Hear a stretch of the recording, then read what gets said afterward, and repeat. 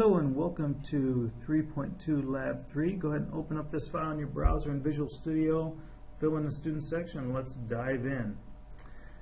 In our lab steps, we're going to need a variable section. Calculations, we do not need an assignment section this time.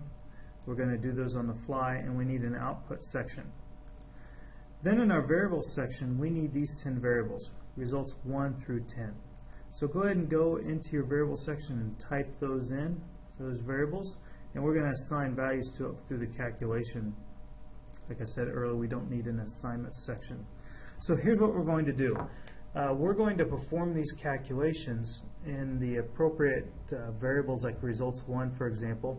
Now, what this exercise is meant to do is talk about order of operation and how to set things up so you get things calculated correctly. Let me explain what I mean by that.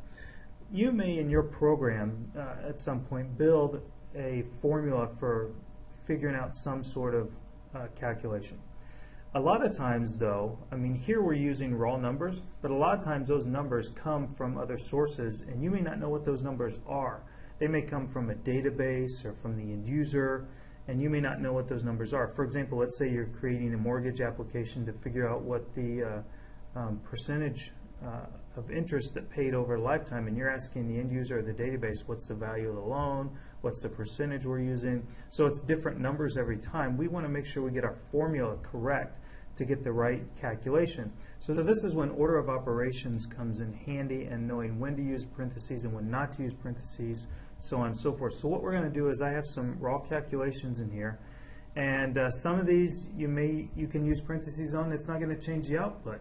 Like here in this first one, if I didn't put parentheses because multiplication and division are on kind of the same level as far as order of processing, and it gets processed from left to right, I would still come out with 125.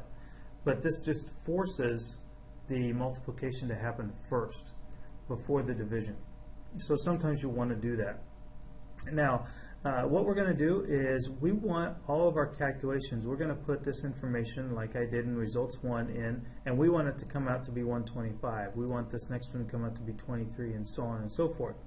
So when you first put it in, put the calculation in, here's without the parentheses. This is not what the calculations are going to be.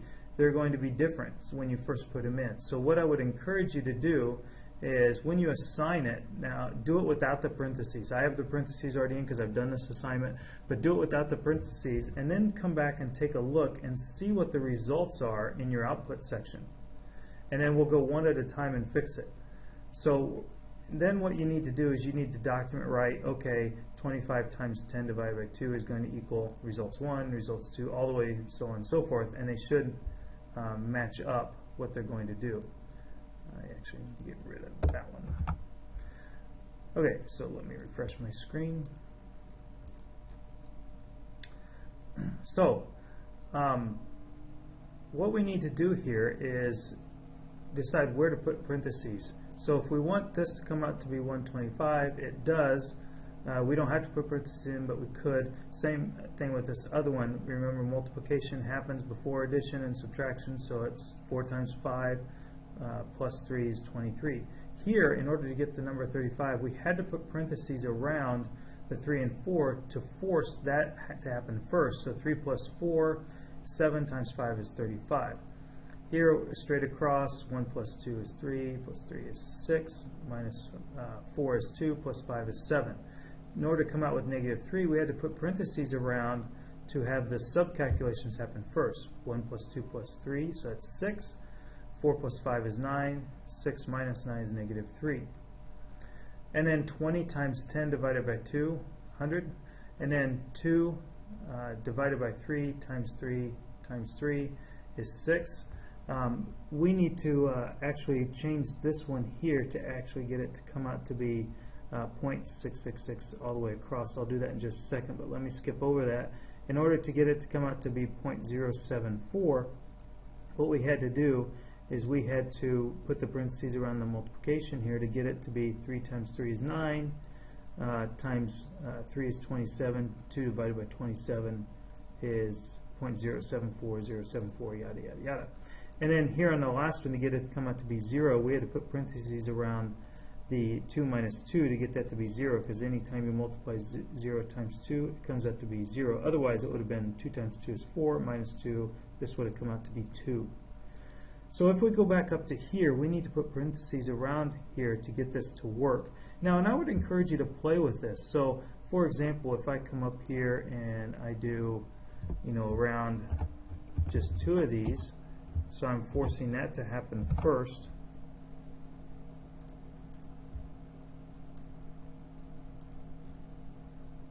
It didn't really make a change to that at all.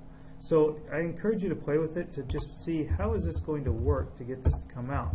So here's one thing I'm going to do is I'm going to try putting parentheses around the division here, and let's see what happens with that one. Came out to 6, because remember 2 times 3 times 3 times 3, that division and multiplication happens in order from left to right. So if we go, let me open up my calculator here, 2 divided by 3 times 3 times 3, that's always going to come up to be 6. So what we need to do is we need to set it up in such a way that it needs to come out to be 0.6. And we already did this one down here where we did, let me clear my calculator, 3 times 3 times 3, and which was 27. 2 divided by 27 is 0.74.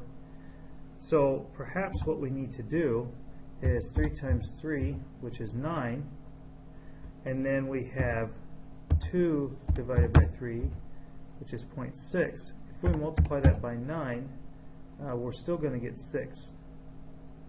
So that would be if we did it this way.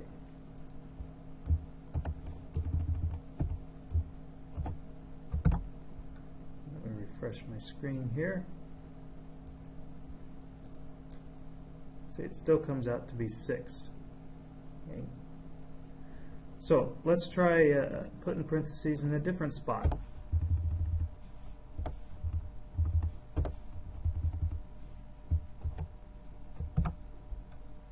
Let's try this. So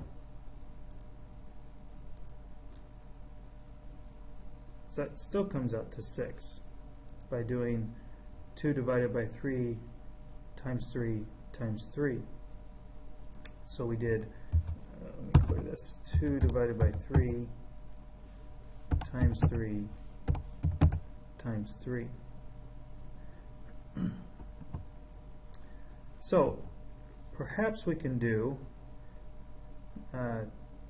3 times 3, and then 2 divided by that times 3 is 6. So the way we would do that is put the parentheses around the middle here. Let's try this out and make sure it works. There we go. So here's what we did. We forced this middle 3 to happen first, so with the parentheses. So 3 times 3 is 9.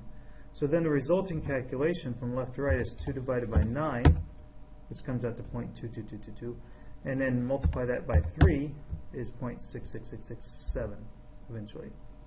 So sometimes you have to figure out, and I find it sometimes helpful to do the calculations out manually at times to figure out, okay, what do I need to occur here? How do I need to set up my operators and things to get it to work?